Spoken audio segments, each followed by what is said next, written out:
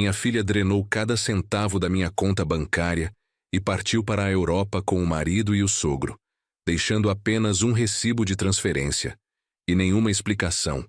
Eu fiquei parado na agência do banco, segurando aquele papel, sentindo o chão desaparecer debaixo dos meus pés. 55 anos de vida, 30 anos de trabalho duro, tudo evaporado em uma manhã de terça-feira comum. Mas o que ela não sabia é que eu ainda tinha uma carta na manga. E quando essa carta fosse jogada na mesa, o castelo de mentiras que ela construiu iria desmoronar como areia molhada. Mas antes de continuarmos, confira se você já está inscrito no canal e escreva nos comentários de onde você está assistindo este vídeo. Francisco Oliveira acordou naquela terça-feira como acordava todos os dias há 3 décadas, às 5:30 da manhã, antes do sol nascer sobre o bairro da Penha, no Rio de Janeiro. O despertador nem precisava tocar mais. Seu corpo já tinha esse relógio interno, ajustado pelos anos trabalhando como mestre de obras, quando tinha que chegar ao canteiro antes de todo mundo para abrir o portão e conferir o material. Agora, aposentado há 2 anos, Francisco mantinha a rotina por hábito. Levantava, colocava água para o café, ligava o rádio na Globo para ouvir as notícias e sentava na mesma cadeira da cozinha onde havia sentado quando sua esposa Marta ainda era viva. Ela tinha partido 5 anos atrás, levada por um câncer que não deu trégua, e desde então a casa parecia maior, mais vazia, mais silenciosa. O café estava quente quando o celular vibrou na mesa. Era uma notificação do banco. Francisco pegou o aparelho com cuidado, como sempre fazia. Aquelas coisas eletrônicas ainda o deixavam desconfiado. Ele clicou na mensagem e leu: transferência realizada. Valor: R$ 97.450. Saldo atual: R$ 123,40. Ele leu de novo. E mais uma vez. As letras pareciam dançar na tela. Aquele não podia ser o saldo certo. Tinha que ser erro do sistema, alguma falha técnica. Ele tinha verificado a conta na semana passada e havia quase R$ 100 mil ali. Tudo o que tinha economizado da aposentadoria, da venda de um terreno em Duque de Caxias e de alguns bicos que ainda fazia como consultor de obras pequenas. Com as mãos tremendo, Francisco ligou para o banco. Depois de passar por 3 atendentes eletrônicos e esperar quase 20 minutos, finalmente conseguiu falar com uma pessoa real.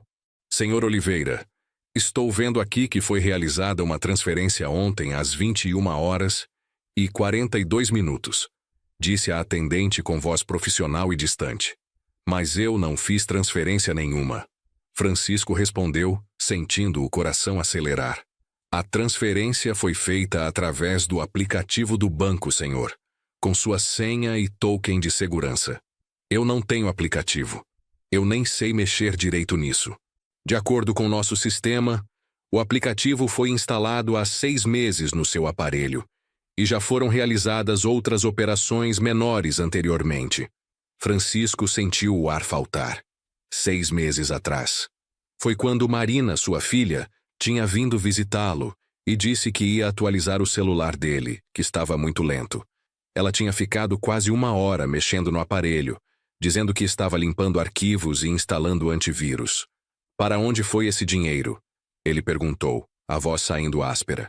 Foi transferido para uma conta no Banco do Brasil, senhor, em nome de Marina Oliveira Pacheco.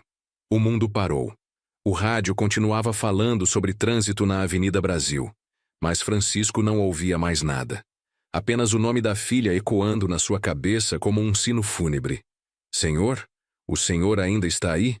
Estou, ele murmurou. O que eu faço agora? O senhor pode registrar uma contestação de transação não reconhecida, mas como foi feita com suas credenciais, o processo pode ser complexo. Recomendo que venha à agência hoje mesmo. Francisco desligou. Ficou sentado na cozinha, olhando para a xícara de café que esfriava na sua frente. Pela janela, via o dia amanhecendo, as primeiras luzes batendo nos telhados das casas vizinhas. Tudo parecia normal lá fora. Mas dentro daquela casa, dentro dele, Algo havia se quebrado de uma forma que ele não sabia se conseguiria consertar. Ele pegou o celular de novo e abriu o WhatsApp. A última mensagem de Marina era de 3 dias atrás. Pai, vou viajar uns dias com o Rodrigo. Não se preocupe, te amo. Ele tinha respondido com um simples, boa viagem, filha. Cuidado. Agora ele entendia. A viagem. O dinheiro. Tudo se encaixava como peças de um quebra-cabeça macabro que ele tinha se recusado a ver se montando diante dos seus olhos. Marina tinha 32 anos e era filha única. Francisco e Marta tinham tentado ter mais filhos, mas não veio. Então toda a esperança, todo o amor, toda a dedicação foram canalizados para aquela menina de olhos castanhos que nasceu numa madrugada de março chuvosa. Francisco lembrava de cada sacrifício, das horas extras trabalhando sob o sol escaldante para pagar escola particular, das madrugadas acordado quando ela tinha febre, das vezes que ele comeu apenas arroz e feijão para que ela pudesse ter carne no prato. Marta costurava para fora até altas horas para juntar dinheiro para os livros, os materiais escolares, as roupas que Marina exigia. A menina sempre foi esperta. Tirava notas boas, mas desde cedo demonstrava um gosto por coisas que estavam além do que Francisco podia oferecer. Queria tênis de marca, quando ele só podia comprar os da feira.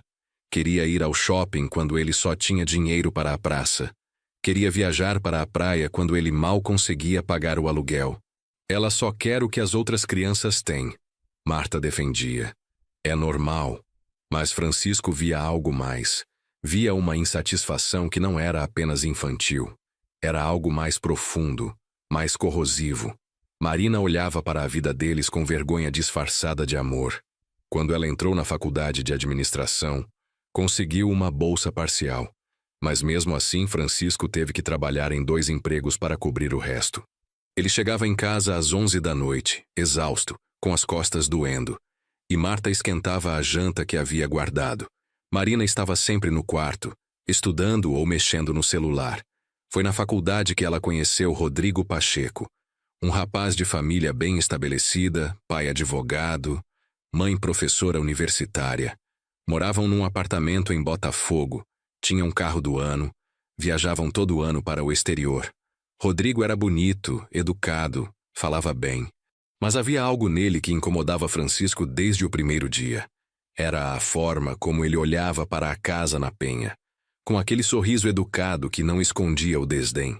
A forma como ele chamava Francisco de seu Francisco, sempre com um tom que soava mais condescendente do que respeitoso. A forma como ele nunca aceitava comer a comida que Marta preparava com tanto carinho, sempre dizendo que já tinha almoçado ou que estava de dieta. Marina merece coisa melhor, Francisco escutou Rodrigo dizer uma vez ao telefone, quando o rapaz pensava que estava sozinho na varanda. Mas ela precisa entender que para ter essa vida, vai ter que cortar alguns laços. Francisco não disse nada na época. Guardou aquilo para si, como guardava tantas coisas.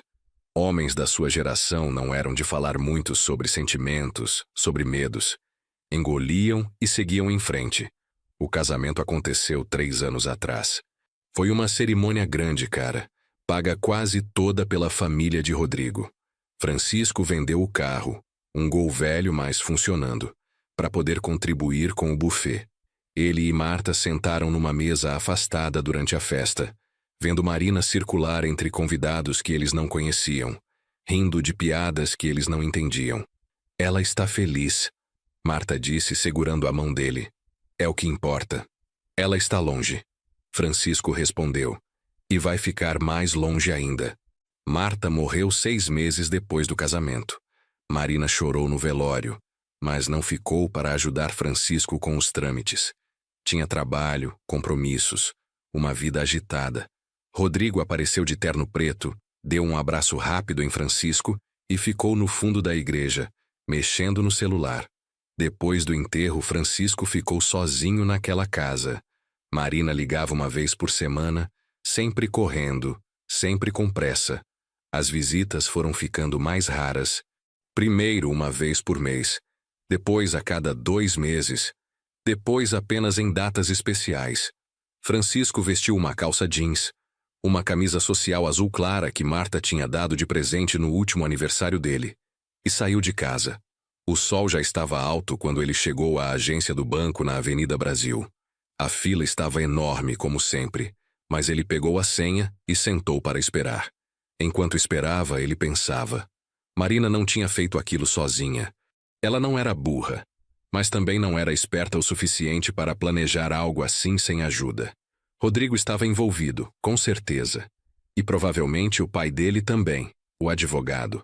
Gente assim sempre sabia como burlar o sistema, como usar as brechas da lei a seu favor. Quando finalmente foi chamado, Francisco explicou tudo ao gerente, um homem jovem de uns 30 anos, que ouvia com expressão de quem já tinha visto aquela história 1000 vezes. Senhor Francisco, o problema é que a transferência foi feita com suas credenciais. Do ponto de vista técnico, foi você quem autorizou. O gerente explicou digitando no computador. Mas não fui eu. Foi minha filha. Ela instalou o aplicativo no meu celular sem eu saber. O senhor tem como provar isso? Francisco ficou em silêncio. Como provar? Não havia testemunhas. Não havia gravações. Era a palavra dele contra o sistema. Podemos abrir um processo de contestação, mas vai levar tempo. E sinceramente as chances são pequenas. Seu melhor caminho é fazer um boletim de ocorrência por estelionato e processar sua filha civilmente. Processar minha filha, Francisco repetiu, como se as palavras fossem em outro idioma. Eu sei que é difícil, senhor, mas se ela realmente fez isso, é um crime, e o senhor tem direito de buscar justiça. Francisco saiu da agência atordoado. Processar Marina. Colocar a própria filha na cadeia. Era isso que tinha chegado? Ele caminhou sem rumo pelas ruas, passando por lojas, bares, pontos de ônibus cheios de gente que seguia suas vidas normais, enquanto a dele desmoronava. Parou num telefone público, coisa que quase não existia mais, e ligou para o celular de Marina. Caiu direto na caixa postal. Tentou mais 3 vezes. Nada. Então ligou para o número da casa dela, um apartamento pequeno em Meyer que Rodrigo tinha alugado. Uma voz masculina atendeu, mas não era Rodrigo. Alô? Quem fala? Francisco perguntou. Sou o porteiro. O senhor quer falar com alguém? Com a Marina, apartamento 412. Ah, os moradores desse apartamento viajaram, senhor. Disseram que vão ficar fora uns 2 meses. 2 meses? Foi o que me falaram. Deixaram as chaves com a imobiliária. Francisco desligou. 2 meses. Europa. Seu dinheiro. A raiva começou a subir pela garganta, quente e amarga. Mas junto com a raiva veio algo mais frio, mais calculado. Uma clareza que ele não sentia há muito tempo. Ele voltou para casa e foi direto ao quarto que tinha sido de Marina quando ela era criança. Estava do jeito que ela deixou quando saiu de casa para casar, cheio de caixas com roupas velhas, cadernos da escola, fotos. Francisco começou a revirar tudo, procurando algo, qualquer coisa que pudesse usar. Encontrou no fundo de uma gaveta um envelope amarelado. Dentro havia cartas, várias cartas escritas à mão. Ele reconheceu a letra de Marina imediatamente. Eram cartas para Rodrigo de quando eles namoravam. Ele começou a ler. Meu amor, não aguento mais viver nessa casa. Não aguento mais fingir que me importo com as histórias do meu pai sobre obra, sobre cimento, sobre tijolo. Quero sair daqui. Quero a vida que você me prometeu. A vida que eu mereço. Francisco sentiu uma pontada no peito. Continuou lendo. Rodrigo, seu pai tem razão. A gente precisa pensar no futuro. E esse futuro não inclui sustentar meu pai quando ele ficar velho e doente. Ele tem a aposentadoria dele. Tem a casa. Ele que se vire. A gente tem que pensar na gente. Havia mais cartas, todas no mesmo tom. Todas revelando uma face de Marina que Francisco tinha se recusado a ver. Ou talvez tivesse visto, mas preferido ignorar porque era sua filha, sua única filha, e a gente nunca quer acreditar que criou um monstro. Ele guardou as cartas. Poderiam ser úteis. Então continuou procurando e encontrou algo ainda melhor. Um caderno onde Marina anotava senhas, contas de banco, números de documentos. Tudo estava ali, organizado, detalhado. Ela sempre foi metódica. Francisco pegou o caderno e saiu do quarto. Sentou na sala, pegou o telefone fixo e ligou para o único amigo que tinha que entendia de leis. Seu Valdemar, um ex-colega de obra que tinha se formado em direito tarde na vida e agora trabalhava num escritório pequeno em Madureira. Valdemar, preciso da sua ajuda. E preciso que você não me julgue pelo que vou te contar. Valdemar Souza tinha 62 anos, era magro como um pau de vassoura e fumava cigarro de palha mesmo depois do médico ter dito que ele ia morrer se não parasse. Ele tinha trabalhado com Francisco em 3 obras grandes nos anos 90. Sempre foi o cara que sabia conversar com todo mundo, que resolvia confusão entre os pedreiros, que tinha lábia para negociar com fornecedor. Aos 45 anos, cansado de carregar saco de cimento, Valdemar decidiu estudar direito. Fez cursinho noturno por 2 anos, passou no vestibular de uma faculdade particular, pagou com dinheiro emprestado e se formou aos 50. Nunca passou no exame da OAB na primeira tentativa. Precisou de 4 para conseguir. Mas quando passou, montou um escritório modesto num sobrado em Madureira e começou a pegar casos pequenos. Divórcios, brigas de vizinho, acidentes de trânsito. Francisco chegou ao escritório na tarde daquele mesmo dia. Valdemar estava sozinho, sentado atrás de uma mesa cheia de papéis, com um ventilador velho girando no canto da sala. Francisco, meu velho, quanto tempo? Valdemar disse, levantando para dar um abraço. Desculpa não ter ido no enterro da Marta. Eu estava viajando e só soube depois. Tudo bem, Valdemar. Eu sei que você gostava dela. Gostava muito. Ela era boa demais para esse mundo. Valdemar acendeu um cigarro de palha. Mas pelo jeito que você está, imagino que não veio aqui para conversar sobre o passado. Francisco contou tudo. Cada detalhe. O dinheiro sumido, a viagem, as cartas, o caderno com as senhas. Valdemar ouvia em silêncio, dando tragadas longas no cigarro, olhando para Francisco com aqueles olhos pequenos e espertos que pareciam calcular cada palavra. Quando Francisco terminou, Valdemar ficou um tempo em silêncio. Depois apagou o cigarro no cinzeiro e falou: Isso é feio, Francisco. Muito feio. Filha roubando o pai é das coisas mais baixas que existem. Eu sei. Você quer processar ela? Eu quero meu dinheiro de volta. São coisas diferentes. Processar é uma coisa. Receber de volta é outra. Mesmo se você ganhar na justiça, pode levar anos. E o dinheiro pode não estar mais lá quando você conseguir. Francisco sentiu o peso daquelas palavras. Anos. Ele tinha 55 anos. Quantos anos lhe restavam? Quantos anos de saúde, de lucidez, de força para lutar? Então o que eu faço? Valdemar se recostou na cadeira pensativo. Então se inclinou para a frente, apoiando os cotovelos na mesa. Olha, o que eu vou te falar agora não é como advogado. É como amigo. E como alguém que também foi roubado por gente da família. Pode falar. A justiça formal vai demorar demais. Mas existe outro tipo de justiça. A que você mesmo faz. Não estou falando de violência, nada disso. Estou falando de usar as mesmas armas que ela usou contra você. Não entendi. Você tem acesso às informações dela. Senhas, contas, documentos. Você disse que achou um caderno com tudo anotado? Achei. Então você pode fazer o que ela fez com você. Pode entrar nas contas dela, pode mexer no que ela tem, pode complicar a vida dela da mesma forma que ela complicou a sua. Francisco ficou olhando para Valdemar sem acreditar no que estava ouvindo. Isso não é ilegal? Claro que é. Assim como foi ilegal o que ela fez.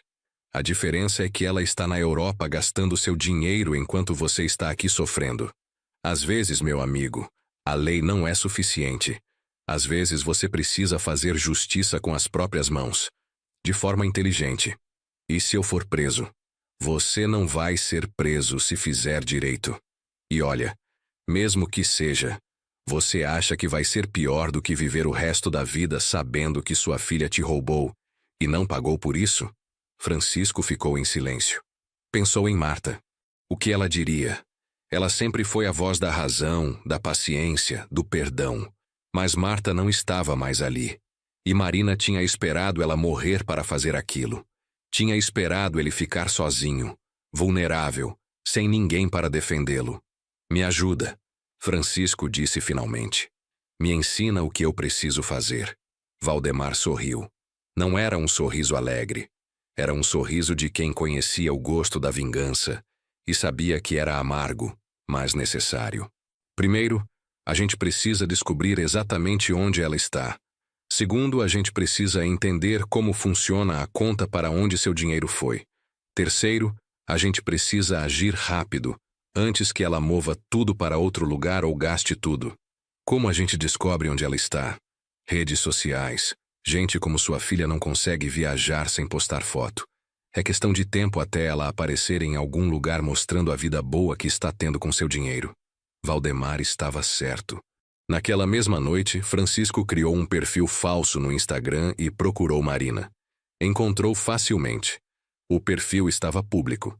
E lá estava ela, sorrindo em frente à Torre Eiffel em Paris, com Rodrigo ao lado e um senhor de cabelos grisalhos que Francisco reconheceu como Otávio Pacheco, o pai de Rodrigo. A legenda dizia: finalmente realizando o sonho. Paris é tudo que eu imaginei e mais. Obrigada, vida, por esse momento. Francisco sentiu a bile subir. Obrigada, vida. Como se a vida tivesse dado aquilo de graça. Como se não fosse o suor dele, o sangue dele, os anos dele que estavam pagando aquela viagem. Ele salvou todas as fotos. Anotou as datas, os lugares. Marina tinha postado no aeroporto, em Paris, em Londres. Eles estavam fazendo um roteiro pela Europa. Hospedados em hotéis caros, comendo em restaurantes chiques, comprando roupas em lojas de grife. Francisco mandou tudo para Valdemar por e-mail. Na manhã seguinte, os dois se encontraram de novo. Perfeito, Valdemar disse. Isso aqui é prova de que ela está usando seu dinheiro. Agora vamos para a parte 2. Valdemar tinha um sobrinho, Júnior, que trabalhava com tecnologia da informação. Ele não era hacker nem nada do tipo, mas entendia de computador, de sistema, de como as coisas funcionavam no mundo digital. Valdemar o chamou para uma conversa.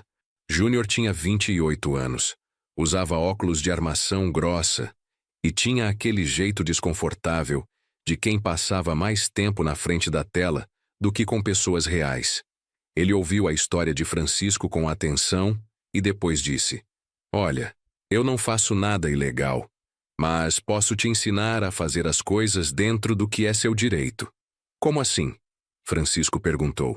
Se você tem as senhas dela, você pode acessar as contas dela. Tecnicamente não é invasão se você tem a senha. É como se ela tivesse te dado a chave da casa. Mas ela não deu. Ela deixou anotado num caderno. Foi descuido dela.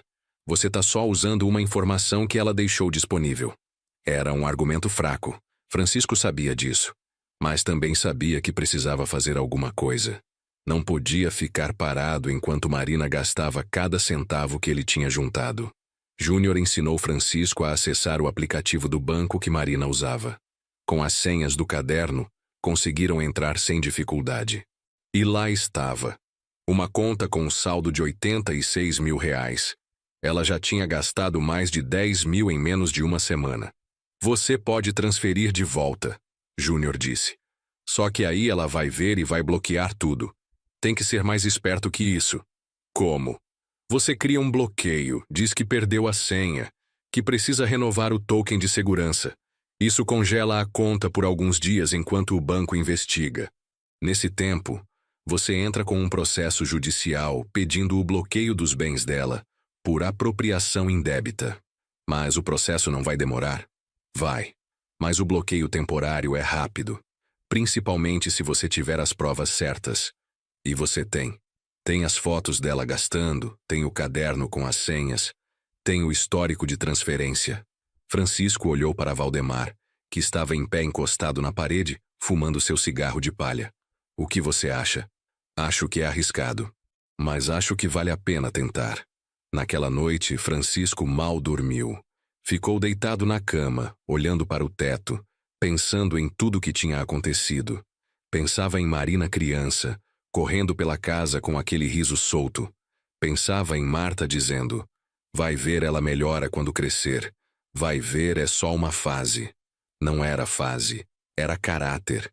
E caráter não muda. No dia seguinte, Francisco e Júnior executaram o plano. Entraram na conta de Marina. Solicitaram renovação de segurança. Criaram uma série de alertas falsos que fariam o sistema travar qualquer tentativa de movimentação. Não era permanente, mas daria alguns dias. Enquanto isso, Valdemar preparava a papelada para entrar com uma ação judicial. Era uma briga complicada, porque tecnicamente Francisco tinha dado acesso à conta quando Marina instalou o aplicativo no celular dele. Mas eles tinham as cartas, as fotos, o caderno. Tinham um caso. O processo foi protocolado numa quinta-feira. Valdemar conhecia um juiz, um velho conhecido dos tempos de luta sindical, e conseguiu uma audiência de urgência para a semana seguinte. Era rápido para os padrões brasileiros, mas não rápido o suficiente. No sábado, o telefone de Francisco tocou. Era um número desconhecido. Ele atendeu. Pai? Era Marina. A voz dela estava diferente, tensa, assustada. Marina, o que você fez? Minha conta está bloqueada. Não consigo fazer nenhuma transação. Estou presa aqui em Londres sem poder usar o cartão. Engraçado. Francisco disse, a voz saindo mais fria do que ele jamais pensou ser capaz. Também não consegui fazer nenhuma transação quando você esvaziou minha conta. Silêncio do outro lado. Depois um suspiro. Pai, eu posso explicar. Não precisa. Já entendi tudo. Foi o Rodrigo. Ele disse que você não ia precisar desse dinheiro, que você tinha a aposentadoria, que... Não bota a culpa no Rodrigo. Você assinou embaixo. Você instalou o aplicativo, você fez as transferências. Eu ia devolver. Juro, era só um empréstimo. Empréstimo sem pedir? Isso tem outro nome, Marina. Chama roubo. Pai, pelo amor de Deus, desbloqueia minha conta. Estou passando vergonha aqui. O Rodrigo está furioso. O pai dele está... O pai dele pode ir para o inferno junto com você. Francisco desligou. As mãos tremiam. Ele nunca tinha falado assim com a filha. Nunca tinha desligado o telefone na cara dela. Mas também nunca tinha sido roubado por ela. O telefone tocou de novo. Ele não atendeu. Tocou mais 10 vezes naquela noite. Todas as vezes ele deixou cair na caixa postal. Na segunda-feira de manhã, Francisco recebeu um e-mail. Era de um endereço que ele não conhecia, mas o assunto dizia: Proposta de acordo, Marina Oliveira. Ele abriu com desconfiança. A mensagem era formal, claramente escrita por um advogado. Dizia que Marina reconhecia ter feito as transferências, mas que tinha sido um mal-entendido familiar, que o dinheiro seria devolvido integralmente assim que ela voltasse ao Brasil, que não havia necessidade de tornar aquilo um processo judicial que mancharia o nome da família. Francisco leu e releu. Depois encaminhou para Valdemar. 10 minutos depois, Valdemar ligou. É a armadilha. Como assim? Eles querem te fazer assinar um acordo para que você retire o bloqueio da conta e a ação judicial. Assim que você fizer isso, eles vão sumir com o dinheiro, e você não vai ter mais nenhuma prova. Mas está escrito que vão devolver. Está escrito. Mas não tem garantia nenhuma. É só palavra. Na lei, isso não vale nada. E o que eu respondo? Nada. Deixa eles se virarem. O bloqueio continua até a audiência. Se ela quiser um acordo, que volte para o Brasil e negocie pessoalmente, com testemunhas, com um documento registrado em cartório. Francisco seguiu o conselho. Não respondeu o e-mail. Não atendeu mais ligações. Ele tinha passado a vida inteira sendo bonzinho, sendo compreensivo, sendo o pai que sempre cedia. Agora ele estava aprendendo a ser duro. E doía. Doía como arrancarem um dente sem anestesia. Mas ele não ia parar. Naquela semana, Valdemar descobriu algo interessante. Otávio Pacheco, o pai de Rodrigo, tinha garantido a viagem como presente de casamento atrasado para o filho. Ele tinha comprado as passagens, reservado os hotéis, tudo no cartão de crédito dele. Mas o dinheiro que estavam usando no dia a dia, nas compras, nos restaurantes, era o dinheiro de Francisco. Isso muda tudo, Valdemar disse quando se encontraram num bar perto da Central do Brasil. Se a gente provar que o Otávio sabia da origem do dinheiro, ele também é cúmplice. Como prova? As mensagens. Você disse que achou cartas antigas. Tem e-mail? Tem conversa de WhatsApp? Não sei, nunca mexi no e-mail dela. Mas você tem a senha. Francisco ficou em silêncio. Sabia que estava entrando em terreno cada vez mais perigoso. Cada passo que dava o afundava mais naquele pântano moral. Mas também sabia que se não fizesse, Marina sairia impune. Vou ver o que encontro, Francisco disse finalmente. Naquela noite em casa, Francisco abriu o notebook velho que Marta usava para ver receitas no YouTube. Ele raramente mexia naquilo, mas Júnior tinha lhe ensinado o básico. Com as senhas do caderno, conseguiu acessar o e-mail de Marina. Havia centenas de mensagens. Ele começou a procurar por palavras-chave: pai, dinheiro, conta, transferência. Encontrou uma pasta chamada Planejamento Europa. Abriu. Dentro havia uma troca de e-mails entre Marina, Rodrigo e Otávio que datavam de 6 meses atrás. Francisco começou a ler, e a cada linha seu estômago se revirava mais. De Rodrigo Pacheco. Para Marina Oliveira, Otávio Pacheco. Assunto: plano de viagem. Pai, consegui convencer a Marina. Ela vai pegar o dinheiro da conta do velho nas próximas semanas. Disse que ele nem vai perceber porque não mexe muito nisso. Quando perceber, já vamos estar longe. E mesmo que ele reclame, não vai ter como provar nada porque ela instalou o app com a senha dele mesmo. De Otávio Pacheco. Para Rodrigo Pacheco, Marina Oliveira. Assunto: plano de viagem.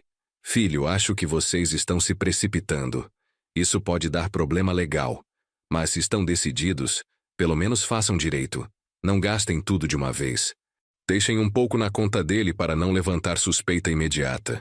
E, quando voltarem, devolvam uma parte dizendo que foi empréstimo temporário. Assim fica mais fácil de justificar se houver investigação. De Marina Oliveira. Para Rodrigo Pacheco, Otávio Pacheco. Assunto: RE. Plano de viagem. Concordo com seu pai, amor. Vou deixar uns 5.000 na conta do meu pai. Ele nem vai notar a diferença. E quando voltarmos, a gente devolve uns 20.000 e pronto. Ele vai ficar feliz e não vai fazer nada contra a própria filha. Meu pai é mole, sempre foi. Vai engolir e seguir em frente como sempre fez. Francisco precisou fechar o notebook. Levantou, foi até a cozinha, bebeu água direto da torneira. As mãos tremiam tanto que ele mal conseguia segurar o copo. Meu pai é mole. Sempre foi. Aquelas palavras ecoavam na cabeça dele como tiros. Ela não tinha apenas roubado seu dinheiro. Ela o desprezava. Tinha desprezo por ele, pela vida que ele viveu, pelos sacrifícios que ele fez. Francisco voltou para o notebook e salvou todos os e-mails. Imprimiu na impressora velha que chiava a cada página. Organizou tudo numa pasta de plástico azul e no dia seguinte levou para Valdemar. O advogado leu em silêncio. Quando terminou, olhou para Francisco com uma expressão que misturava raiva e pena. Isso aqui é prova de conspiração. Não é só a Marina. É o Rodrigo e o pai dele também. Todos sabiam. Todos planejaram. O que fazemos? Incluímos os 3 na ação. Apropriação indébita, estelionato, formação de quadrilha. Isso dá cadeia. Cadeia? Francisco repetiu, sentindo o peso da palavra. Se você quiser ir até o fim, sim. Mas preciso que você entenda uma coisa, Francisco. Uma vez que você coloca isso na justiça criminal, não tem mais volta. Sua filha vai ter ficha criminal. O casamento dela provavelmente vai acabar. A vida dela vai virar de cabeça para baixo. E a minha vida, não virou? Virou. E você tem todo o direito de buscar justiça. Só quero que saiba que essa justiça tem um preço. E quem vai pagar não é só ela, é você também. Porque vai ter que viver o resto da vida sabendo que colocou a própria filha na cadeia. Francisco ficou em silêncio. Pensou em Marta. Ela teria perdoado? Provavelmente sim. Marta era assim. Tinha coração mole. Sempre via o melhor nas pessoas. Mas Marta não estava mais ali. E talvez, se estivesse, Ela também teria mudado de ideia ao ler aqueles e-mails, ao ver o nível de desprezo que a filha deles tinha pelos dois. Vai em frente, Francisco disse. Faz tudo o que tiver que fazer. A audiência estava marcada para uma terça-feira às 10 horas da manhã, no Fórum da Comarca Central do Rio de Janeiro. Francisco acordou às 5, como sempre, mas desta vez não conseguiu tomar café. O estômago estava embrulhado, as mãos suavam. O coração batia descompassado. Ele vestiu seu melhor terno, um azul marinho que tinha comprado para o casamento de Marina e que só tinha usado mais 2 vezes, no enterro de Marta e numa festa de aposentadoria de um ex-colega. Olhou-se no espelho e viu um homem envelhecido, com rugas profundas ao redor dos olhos, cabelos grisalhos mais ralos, ombros um pouco caídos. 55 anos, mas parecia ter 70. Valdemar passou para buscá-lo às 8h30. Foram de carro, atravessando o trânsito pesado da manhã carioca. O advogado ia fumando seu cigarro de palha com a janela aberta, falando sobre estratégia processual, mas Francisco mal ouvia. Sua mente estava em outro lugar, num passado distante quando Marina tinha 5 anos, e ele a levava na garupa da bicicleta para comprar pão. O fórum era um prédio velho, com aquele cheiro de mofo e papel antigo que todos os prédios públicos brasileiros parecem ter. Havia gente por toda parte, advogados de terno correndo com pastas debaixo do braço, famílias inteiras esperando em bancos de madeira desgastados, seguranças bocejando nos detectores de metal. Valdemar conduziu Francisco até a sala da vara civil. Sentaram num banco no corredor para esperar. Eram 9h40. 20 minutos para a vida de Francisco mudar de forma irreversível. Às 10h15, porque nada no Brasil começa no horário, uma escrivã apareceu e chamou o nome dele. Entraram numa sala pequena, com uma mesa comprida, algumas cadeiras e um ar-condicionado velho que fazia mais barulho do que resfriava. Mas quando Francisco entrou, sentiu o mundo parar. Marina estava lá. Ela tinha voltado. Estava sentada do outro lado da mesa, ao lado de um advogado que Francisco não conhecia. Rodrigo estava atrás dela e Otávio também. Todos vestidos formalmente, todos com expressões sérias. Marina olhou para Francisco. Os olhos dela estavam vermelhos, inchados. Ela tinha emagrecido. O rosto mais fino, os ombros curvados. Por um breve momento, Francisco viu a menina que ela tinha sido. A criança que corria pela casa. A adolescente que chorava no colo dele quando levava fora de algum menino. Depois ela desviou o olhar, e a imagem se desfez.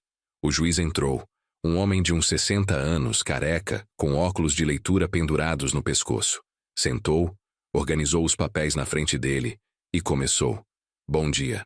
Estamos aqui para a audiência preliminar do processo número tal, onde o senhor Francisco Oliveira move ação contra Marina Oliveira Pacheco, Rodrigo Pacheco e Otávio Pacheco por apropriação indébita e estelionato. A palavra está com a defesa. O advogado de Marina se levantou. Era um homem jovem, não mais que 35 anos, bem vestido, com aquela postura confiante de quem estudou em universidade particular cara. Excelência, meus clientes reconhecem que houve um mal-entendido familiar grave. A senhora Marina de fato realizou transferências da conta de seu pai sem autorização explícita. Porém, alega que sempre teve acesso aos dados bancários do pai, que havia uma relação de confiança mútua, e que sua intenção era de empréstimo temporário para a viagem de lua de mel que não puderam fazer quando se casaram. Os valores seriam devolvidos integralmente ao retorno. Valdemar se levantou. Excelência, com o devido respeito, não foi mal entendido nem empréstimo. Foi roubo premeditado. Temos e-mails que comprovam que os réus planejaram a subtração dos valores com meses de antecedência, sabendo que o senhor Francisco não tinha conhecimento nem autorizado a movimentação. Além disso, o réu Otávio Pacheco, advogado inscrito na OAB, orientou os demais sobre como agir para dificultar uma eventual investigação. O juiz ergueu a mão pedindo silêncio. Vou ouvir as partes. Senhor Francisco, por favor, conte com suas palavras o que aconteceu. Francisco se levantou, as pernas bambas, a voz tremendo. Mas ele contou. Contou sobre o dia que descobriu a conta zerada. Contou sobre os sacrifícios que fez pela filha. Contou sobre as cartas que achou. Contou sobre os e-mails que descobriu. Enquanto falava, olhava para Marina. Ela mantinha a cabeça baixa, as mãos cruzadas no colo. Algumas vezes parecia que ia chorar, mas segurava. Quando Francisco terminou, o juiz se virou para Marina. Senhora Marina, a senhora gostaria de se manifestar? Marina olhou para o advogado que assentiu. Ela se levantou devagar, limpou as lágrimas que finalmente escorriam. Eu errei. Sei que errei. Mas não foi maldade. Eu só queria ter uma vida melhor. Uma vida que meu pai nunca pôde me dar. E o Rodrigo me convenceu que... Não coloca a culpa em mim. Rodrigo interrompeu, se levantando. Você que quis o dinheiro. Você que disse que seu pai não ia precisar porque... Silêncio! O juiz bateu o martelo. Senhores, isso é uma audiência, não um mercado.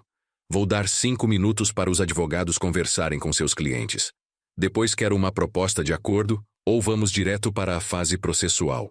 Durante os 5 minutos, Valdemar levou Francisco para o corredor.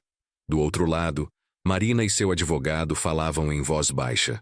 Rodrigo e Otávio estavam afastados, claramente brigando sobre algo. Eles vão propor acordo, Valdemar disse. Tenho certeza. E eu aceito? Depende do que propuserem. Se for devolução integral mais juros e danos morais, eu recomendo aceitar. Processo criminal é longo, desgastante, e você não tem garantia de ganhar. Mas os e-mails ajudam, mas eles vão alegar que foi conversa privada que estavam só cogitando. Direito penal é complicado, precisa de prova muito sólida. Francisco olhou através do vidro da porta. Marina estava chorando. O advogado passava a mão nos cabelos, frustrado. Rodrigo gritava baixo com o pai, que mantinha a postura rígida. Voltaram para a sala. O juiz retornou. E então? Temos proposta? O advogado de Marina se levantou. Excelência, propomos o seguinte: devolução de R$80 mil em até 60 dias, pagamento de R$10 mil a título de danos morais e retirada de todas as acusações criminais. Em contrapartida, o senhor Francisco assinaria um termo de quitação e não poderia mais processar ou fazer qualquer tipo de exposição pública do caso. Valdemar se levantou imediatamente. Totalmente inaceitável. O valor subtraído foi de R$97 mil. Já foram gastos mais de 15 mil. Queremos devolução integral do que resta mais 30 mil de danos morais. Pagamento em 30 dias. E não aceitamos cláusula de silêncio. Meu cliente tem direito de falar sobre o que aconteceu com ele. O advogado de Marina tentou rebater, mas o juiz o interrompeu. Vou dar minha opinião, que não é decisão, é apenas sugestão para acordo. A parte autora tem razão em exigir devolução integral. A parte ré claramente agiu de má fé. Os e-mails comprovam premeditação. Sugiro devolução de R$80 mil em 15 dias, mais 15 mil de danos morais parcelados em 6 vezes. Quanto à cláusula de silêncio, entendo que o senhor Francisco tem liberdade de expressão, mas sugiro bom senso. Exposição pública vai prejudicar a todos, inclusive a ele. Valdemar olhou para Francisco, que assentiu levemente. Aceitamos, excelência, mas com uma condição. A primeira parcela dos danos morais deve ser paga junto com os 80 mil. O restante pode ser parcelado. O juiz olhou para o outro lado. E a defesa? O advogado cochichou com Marina, depois com Otávio. Houve resistência, mas eventualmente acenaram positivamente. Aceitamos, excelência. Perfeito, lavrem o acordo. Assinem hoje. Prazo começa a contar de hoje. Francisco assinou os papéis com a mão tremendo. Marina assinou chorando. Quando terminaram, o juiz bateu o martelo. Audiência encerrada, acordo homologado. Todos se levantaram. Marina tentou se aproximar de Francisco, mas ele se virou e saiu da sala sem olhar para trás. No corredor, Valdemar acendeu um cigarro. Você conseguiu, velho. Não foi tudo, mas foi muito mais do que a maioria consegue nesses casos. Francisco não respondeu. Apenas ficou olhando para o movimento do fórum, As pessoas entrando e saindo, cada uma com seu drama, sua batalha, sua dor. Vem, vou te levar para casa, Valdemar disse. No carro, Francisco finalmente falou. Sabe qual a pior parte? Qual? Eu ainda amo ela. Depois de tudo, ainda é minha filha. Valdemar não disse nada. Apenas dirigiu em silêncio, fumando seu cigarro de palha, enquanto o Rio de Janeiro passava pela janela com sua mistura de beleza e crueldade. 15 dias se passaram devagar. Francisco voltou à sua rotina, ou tentou. Acordava cedo, tomava café, sentava na varanda. Mas tudo parecia diferente. A casa estava mais silenciosa, se é que isso era possível. Até os vizinhos pareciam evitá-lo, como se tragédia familiar fosse contagiosa. No 14º dia, Valdemar ligou. O dinheiro está na sua conta. Acabei de conferir. 95 mil reais. 80 mil do principal mais 15 mil da primeira parcela dos danos morais. Francisco não sentiu alegria. Apenas um alívio vazio, como quando uma febre passa, mas o corpo ainda dói. Obrigado, Valdemar. Não me agradeça, só fiz meu trabalho. Mas, Francisco, fala. Sua filha ligou para o escritório hoje. Pediu para eu te dar um recado. Francisco ficou em silêncio, esperando. Ela disse que sente muito. Que não consegue falar contigo diretamente porque tem vergonha. Mas que precisa que você saiba que ela sente muito. É só isso? É. Ah, e ela está se separando do Rodrigo. Parece que ele botou a culpa de tudo nela e a família dele está cortando relações. Francisco desligou e ficou olhando para o telefone. Parte dele queria ligar para Marina, ouvir a voz dela, perdoar. Mas outra parte, a parte que ainda sangrava, não conseguia. Ele foi até o quarto e abriu a gaveta onde guardava as fotos antigas. Pegou uma onde Marina tinha uns 8 anos, sorrindo sem dente da frente, abraçada nele numa praia de Cabo Frio. Aquilo tinha sido num feriado, a única viagem que conseguiram fazer quando ela era criança. Marta tinha juntado dinheiro por meses para pagar 3 diárias numa pousada simples. Francisco lembrava de Marina naquele dia, correndo na areia, gritando de alegria quando as ondas molhavam os pés dela. Ela tinha sido feliz. Eles tinham sido felizes, mesmo sem dinheiro, mesmo sem luxo. Quando foi que aquilo mudou? Quando Marina começou a achar que felicidade tinha preço. O telefone tocou. Era um número desconhecido. Francisco atendeu. Alô? Senhor Francisco? Aqui é da Sociedade Viva Melhor do bairro do Meier. O senhor conhece Marina Oliveira? Conheço. É minha filha. Por quê? Ela está aqui conosco. Pediu para ligarmos para o senhor. O que aconteceu? Ela... Bem, ela tentou fazer algo contra ela mesma, senhor. Está estável agora, mas pediu muito para falarmos com o senhor. Francisco sentiu o chão sumir. Francisco pegou um táxi e atravessou a cidade num torpor. Trânsito, sinal vermelho, buzinas, nada disso registrava. Sua mente estava presa numa única imagem. Marina criança, segurando sua mão. Chegou ao hospital às 3 da tarde. Era um prédio público, paredes descascadas, cheiro de desinfetante barato misturado com comida requentada. A recepcionista indicou o 3º andar, ala psiquiátrica. Quando Francisco saiu do elevador, viu Rodrigo sentado num banco do corredor. O rapaz levantou ao vê-lo. Seu Francisco, Sai da minha frente. Por favor, me escuta. Eu sei que errei. Eu sei que manipulei ela. Meu pai também. A gente só pensou no dinheiro, não pensou no Senhor, não pensou nela. Pensar? Vocês não pensaram em nada além de vocês mesmos. Eu sei.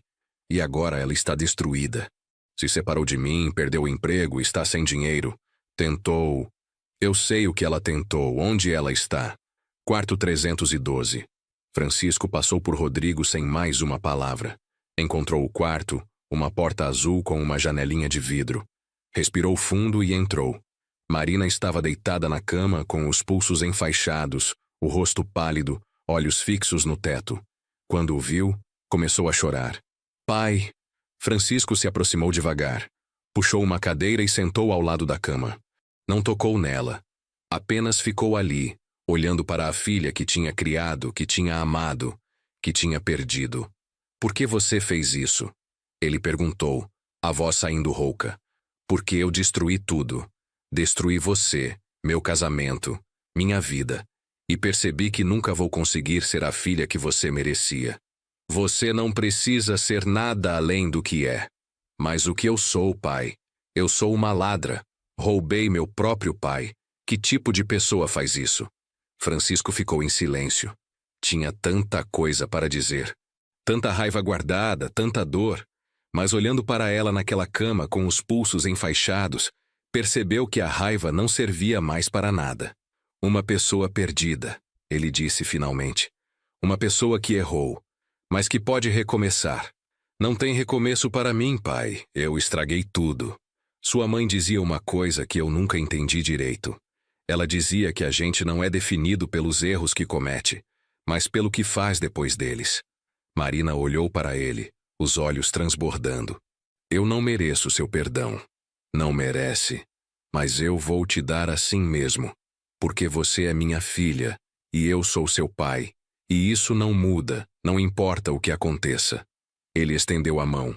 Marina agarrou como se fosse uma boia no meio do oceano. E ali, naquele quarto de hospital barato, nos arredores do Rio de Janeiro, um pai e uma filha começaram a lenta, dolorosa tarefa de tentar se encontrar novamente. Marina ficou internada por uma semana sob observação psiquiátrica. Francisco a visitava todos os dias. No começo, as conversas eram curtas, tensas, cheias de silêncios desconfortáveis. Mas aos poucos as palavras foram voltando. Ela contou sobre como Rodrigo a havia manipulado desde o namoro. Como o pai dele, Otávio, sempre a fez sentir inferior, inadequada. Como ela tinha começado a acreditar que só seria aceita se tivesse dinheiro, status, a vida que eles tinham. Eu esqueci quem eu era, Marina disse numa terça-feira chuvosa. Esqueci que a menina que corria descalça na penha era feliz. Troquei ela por uma versão fake de mim mesma. Francisco ouvia, sentado na mesma cadeira onde havia sentado no primeiro dia. Ele não justificava, não absolvia, apenas ouvia. Seu erro não foi querer uma vida melhor, ele disse quando ela terminou. Foi achar que vida melhor significa mais dinheiro. Sua mãe e eu não tínhamos nada quando você nasceu. Mas éramos felizes. Você era feliz. Eu sei, pai. Demorei 32 anos, mas agora eu sei.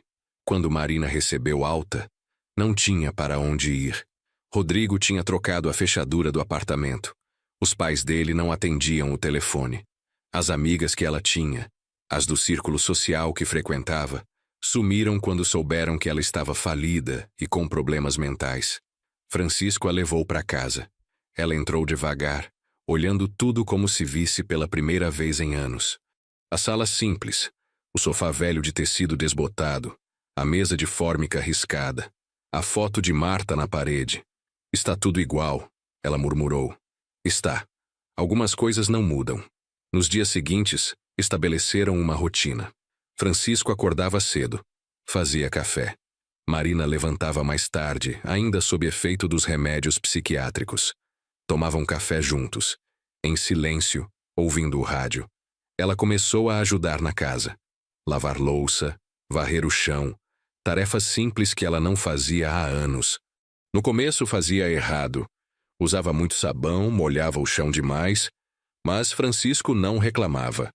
Apenas ensinava de novo, como tinha ensinado quando ela era criança. Uma manhã, Marina estava na cozinha tentando fazer arroz quando começou a chorar. Não sei nem fazer comida, pai. Não sei fazer nada útil. Passei anos fingindo ser alguém que eu não era e esqueci de aprender a ser eu mesma. Francisco desligou o fogo, afastou a panela. Então aprende de novo. Ninguém nasceu sabendo. Ele pegou outra panela, colocou água, mostrou a medida certa de arroz. Marina observava como uma estudante aplicada. Sua mãe me ensinou isso quando a gente casou, Francisco disse. Eu também não sabia nada. Tinha 20 anos e mal sabia fritar um ovo. Sério, sério, a gente aprende, Marina. É para isso que serve a vida, para aprender. Enquanto o arroz cozinhava, eles ficaram ali, pai e filha, lado a lado na cozinha pequena. E pela primeira vez em anos, Marina sentiu que estava em casa de verdade. Um mês depois, Valdemar apareceu para uma visita. Trouxe cerveja e paçoca, sempre as mesmas coisas. Sentaram na varanda. Marina dentro de casa dando privacidade. Como vão as coisas? Valdemar perguntou. Devagar, mas vão. E ela? Está melhor? Está. Começou a fazer terapia no posto de saúde. Toma os remédios direitinho. Está procurando emprego, mas está difícil. Imagino. Com ficha corrida, histórico psiquiátrico. Não tem ficha corrida. Fizemos acordo, lembra? Verdade. Mas as empresas pesquisam na internet hoje em dia. E isso vazou, Francisco. Tem blog de fofoca que noticiou. Não citaram o nome completo, mas quem conhece sabe. Francisco balançou a cabeça. Era verdade. Alguns vizinhos já cochichavam quando Marina saía. A dona da padaria tinha mudado o jeito de tratar ela. O Brasil era pequeno para quem errava. Ela vai ter que reconstruir a vida do zero. Valdemar continuou. Não vai ser fácil. Nada na vida dela foi fácil de verdade. O que parecia fácil era ilusão. Valdemar bebeu sua cerveja pensativo. Você a perdoou de verdade? Francisco demorou para responder. Estou tentando. Tem dias que olho para ela e vejo só a menina que criei. Tem dias que lembro do que ela fez e sinto raiva. Mas estou tentando. É mais do que muitos pais fariam. Ou menos. Sei lá. Só sei que ela é tudo que me resta de Marta. E Marta não ia querer que eu abandonasse nossa filha mesmo depois de tudo. Quando Valdemar foi embora, Francisco ficou na varanda vendo a noite cair. Marina apareceu com 2 xícaras de café. Fiz do jeito que você gosta, bem forte. Ela sentou ao lado dele e ficaram assim, tomando café, ouvindo os sons do bairro. Cachorros latindo, música vazando de alguma casa, carros passando. Pai, Marina disse depois de um tempo. Eu consegui uma entrevista de emprego. É mesmo? Onde? Numa loja de roupas no centro, atendente. Paga um salário mínimo e meio. Francisco sorriu. Um salário mínimo e meio. Há 1 ano, Marina torcia o nariz para qualquer coisa abaixo de R$3.000. Ótimo, quando é? Sexta-feira, mas estou com medo. De quê? De não conseguir. De não ser boa o suficiente. De eles descobrirem meu passado e não me quererem. Francisco colocou a xícara na mesinha de plástico. Sabe o que sua mãe dizia quando eu tinha medo de começar um trabalho novo? O quê? Que coragem não é não ter medo. É ter medo e ir assim mesmo. Marina riu baixinho. Um som que Francisco não ouvia há tempo demais. Mamãe sempre tinha essas frases prontas. Tinha, e estavam sempre certas. Sexta-feira chegou. Marina se arrumou com as roupas simples que tinha. Pediu para Francisco dar opinião sobre o cabelo. Nervosa como adolescente indo para primeiro dia de aula. Está bonita, ele disse. Vai lá e mostra quem você é de verdade. Ela voltou 3 horas depois, chorando. Francisco sentiu o coração apertar. Não deu certo? Deu. Ela respondeu entre soluços. Me contrataram. Começo segunda. Eram lágrimas de alívio, de recomeço, de esperança. Francisco a abraçou e pela primeira vez desde que tudo tinha acontecido, sentiu que talvez, só talvez, eles conseguiriam sair daquilo inteiros. Marina trabalhou 2 meses direto sem faltar um dia. Acordava às 6, pegava 2 ônibus para chegar ao centro, voltava às 7 da noite com os pés doendo e o corpo cansado. Mas não reclamava. Francisco via nela uma mudança gradual. Os ombros menos curvados, o olhar menos vazio. Pequenas coisas, como cantar no chuveiro ou comentar sobre algum cliente engraçado da loja. No dia do primeiro pagamento, ela chegou em casa com uma sacola. O que é isso? Francisco perguntou. Abre. Dentro havia uma camisa social nova, ainda com etiqueta, e um pedaço de papel. A camisa é para você. Vi que a que você usa para sair está com o colarinho gasto. Marina explicou. E isso aqui? Ela entregou o papel. Era um comprovante de transferência bancária. R$500. É a primeira parcela que consigo te devolver do que gastei. Sei que é pouco. Sei que vai demorar anos. Mas vou devolver tudo, pai. Até o último centavo. Francisco olhou para o comprovante. Depois para a filha. Não precisa. Precisa. Precisa para mim. Preciso saber que sou capaz de consertar o que quebrei. Aquela noite, Francisco guardou o comprovante numa gaveta junto com as fotos antigas. Não era pelo dinheiro. Era pelo símbolo. Era pela prova de que sua filha estava realmente tentando mudar. 3 meses depois, numa tarde de sábado, Francisco foi ao mercado comprar as coisas da semana. Estava na fila do caixa quando ouviu uma voz conhecida atrás dele. Seu Francisco? Ele se virou. Era Otávio Pacheco. O advogado estava diferente. Mais magro, com olheiras profundas, a barba mal feita. Nada daquele ar de superioridade que sempre carregava. Otávio. Francisco disse neutro. Posso falar com você? Só 1 minuto? Francisco olhou ao redor. As pessoas na fila observavam curiosas. Ele acenou com a cabeça e eles saíram do mercado, parando na calçada. O que você quer? Quero pedir desculpas. Eu sei que não vai mudar nada, mas preciso fazer isso. Francisco cruzou os braços esperando. Eu manipulei meu filho. E ele manipulou sua filha. Tudo começou comigo. Eu sempre quis que o Rodrigo tivesse uma vida melhor do que eu tive. E acabei ensinando para ele que dinheiro era mais importante que caráter. Fui um péssimo pai e um péssimo ser humano. Por que está me dizendo isso agora? Otávio olhou para o chão. Porque minha mulher me deixou. Porque o Rodrigo não fala mais comigo. Porque a ordem dos advogados abriu processo ético contra mim. E provavelmente vou perder minha licença. Estou perdendo tudo, seu Francisco. E percebi que tudo que construí foi em cima de mentira e manipulação. Francisco ficou em silêncio. Parte dele queria sentir satisfação. Queria ver aquele homem sofrer. Mas não conseguiu. Só via um homem velho e quebrado, colhendo o que plantou. Otávio, eu não sei se consigo te perdoar. Você quase destruiu minha filha. Destruiu sua família. Mas vou te dizer uma coisa que aprendi. A gente não muda o passado. Só podemos tentar ser melhores daqui para frente. Obrigado por me ouvir. Não merecia. Não merecia mesmo. Mas todo mundo merece uma chance de ser melhor. Otávio assentiu e se afastou. Francisco o viu ir embora, os ombros curvados, e pensou em como a vida dá voltas estranhas. Ele tinha perdido quase tudo, mas tinha recuperado sua filha. Otávio tinha tido tudo, e perdeu o filho. No final, o que realmente importava não era dinheiro, era as pessoas que a gente tinha ao lado. Numa noite de domingo, Francisco estava organizando papéis velhos quando encontrou um envelope com sua letra de Marta. Estava escondido no fundo de uma caixa com documentos. A letra tremida indicava que tinha sido escrita nos últimos dias de vida dela. Ele abriu com cuidado. Dentro havia uma carta. Meu amor, se você está lendo isso, é porque já parti. Não fique triste demais. Tive uma vida boa ao seu lado.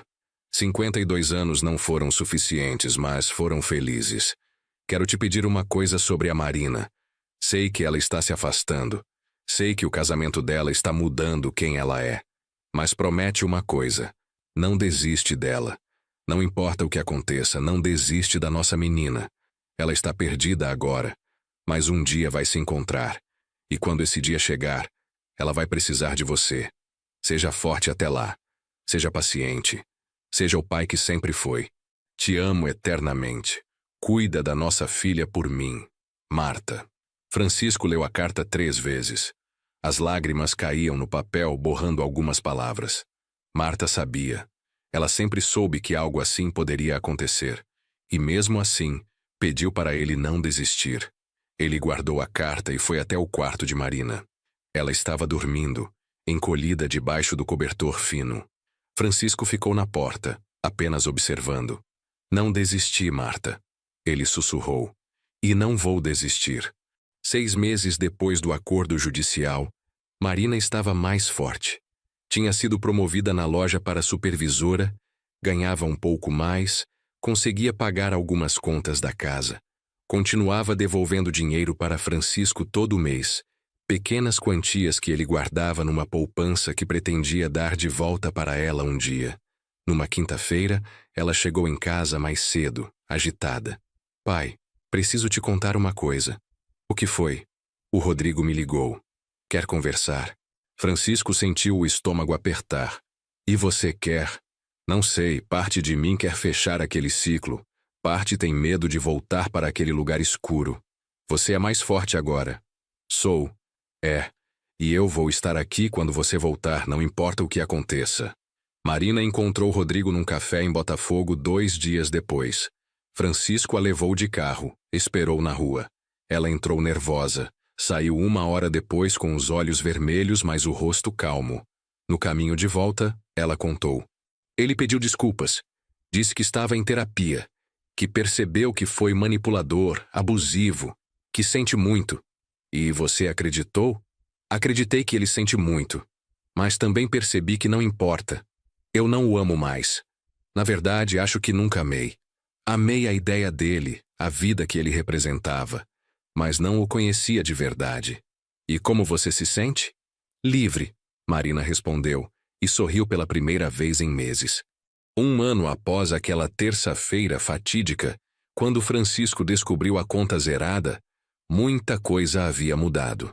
Marina estava morando sozinha num kitnet pequeno em Madureira. Trabalhava como gerente assistente na loja e fazia curso técnico de contabilidade à noite. Ainda visitava Francisco todo domingo, sempre trazendo alguma coisa. Um bolo que tinha aprendido a fazer, frutas do mercado, às vezes só sua presença. Francisco tinha voltado a fazer alguns bicos como consultor de obras. Não por precisar do dinheiro, mas porque sentia falta. Sentia falta de estar em movimento, de ser útil, de ensinar os mais jovens. Num domingo, Marina chegou com uma notícia. Pai, consegui juntar dinheiro suficiente. Vou te devolver os últimos 15 mil que faltavam. Francisco olhou para a filha. Ela estava diferente da mulher que tinha voltado da Europa 1 ano atrás. Tinha o rosto mais cheio, mais saudável. Os olhos brilhavam. Usava roupas simples, mas limpas. O cabelo preso num rabo de cavalo prático. Marina, você não precisa... Preciso. Preciso fechar esse ciclo. Preciso saber que consegui consertar, pelo menos financeiramente, o que quebrei. Ela entregou um envelope. Francisco abriu. Dentro havia 15 mil reais em notas de 50 e 100. Provavelmente fruto de meses economizando cada centavo. Guardei tudo o que sobrava depois de pagar minhas contas. Ela explicou. Não saí, não comprei nada supérfluo. Só guardei até completar. Francisco pegou o envelope, depois foi até o quarto. Voltou com outro envelope, o que tinha guardado todos os meses com o dinheiro que Marina devolvia. Toma, ele disse entregando para ela. Pai, o que é isso? É tudo que você me devolveu esse ano, guardei tudo. Era sua desde sempre. Marina olhou dentro, incrédula. Mas, por quê? Porque o dinheiro nunca foi o problema. O problema era o que você tinha se tornado. E a mulher que está na minha frente agora não é aquela que me roubou. É minha filha de verdade. E essa filha merece ter algo guardado para quando precisar. Marina desabou em lágrimas. Francisco a abraçou como não abraçava há anos. Obrigada, pai, por não desistir de mim. Nunca ia desistir. Você é minha filha. 2 anos depois, Francisco estava na varanda quando Marina chegou com uma criança no colo. Uma menininha de meses, de olhos grandes e curiosos. Pai, quero te apresentar alguém. Francisco olhou para a neta pela primeira vez. Sentiu o coração apertar, mas de um jeito bom. Como ela se chama? Marta. Marta Oliveira. Francisco pegou a menina no colo. Ela o olhou com aquela curiosidade inocente que só bebês têm. E ele viu Marta ali. Viu Marina criança. Viu toda a linhagem de mulheres fortes que tinha ajudado a criar. É solteira? Ele perguntou sabendo da resposta. Sou. O pai não quis assumir, mas está tudo bem. Eu e a Marta vamos ficar bem. Eu aprendi com os melhores. Vai precisar de ajuda. Vou. Mas dessa vez vou pedir quando precisar. Não vou roubar. Não vou mentir. Vou fazer do jeito certo. Nos meses seguintes, Francisco ajudou como pôde. Cuidava da Marta algumas tardes quando Marina trabalhava. Ensinava a neta as mesmas canções que cantava para Marina. Fazia as mesmas caretas bobas. E enquanto embalava aquela criança nos braços, Francisco pensava em como a vida era estranha. Tinha perdido tudo, recuperado parte e ganhado algo novo. Um recomeço. Uma chance de fazer melhor. Numa tarde de abril, 3 anos depois de tudo ter começado, Francisco estava na varanda com Marina. Marta dormia dentro de casa depois do almoço. Pai, posso te perguntar uma coisa? Claro. Você me perdoou de verdade. Ou só fingiu para manter a paz? Francisco pensou antes de responder. No começo, eu fingi. Achei que era o certo a fazer. Mas, com o tempo, o perdão veio de verdade. Não foi um momento. Foi um processo. Todo dia eu escolhia te perdoar de novo. Até que um dia não precisou mais escolher. Já estava feito. Eu não sei se conseguiria fazer o mesmo.